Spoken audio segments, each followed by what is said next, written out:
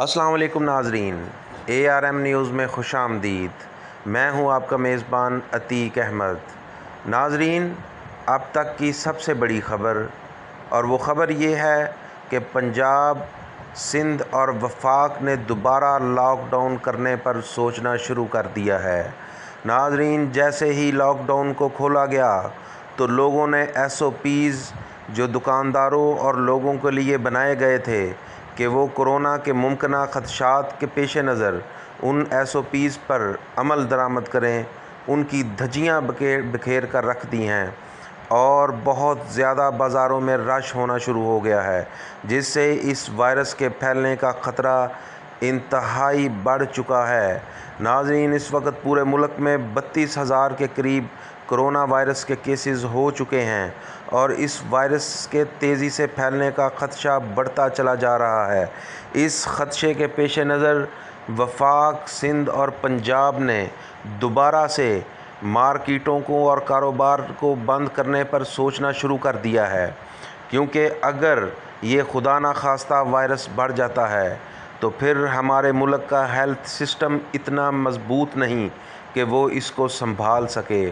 ناظرین، اب تک کی سب سے بڑی خبر ہم آپ کو بتا رہے ہیں کہ وزیر اعظم پاکستان عمران خان، وزیر اعلیٰ سندھ اور وزیر اعلیٰ پنجاب نے دوبارہ سے صوبے بھر میں اور ملک بھر میں لاک ڈاؤن کرنے پر سوچنا شروع کر دیا ہے، اور اگر ایسا ہو جاتا ہے تو یہ تاجر برادری اور دیگر کاروباری عملے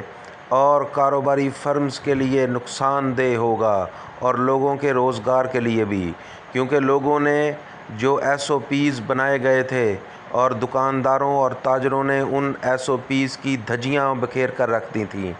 ہم آپ کو وہ SOPs دوبارہ بتا دیتے ہیں۔ ایک تو یہ تھا کہ بازاروں میں رش نہ کیا جائے اور دکان پر رش نہ کیا جائے۔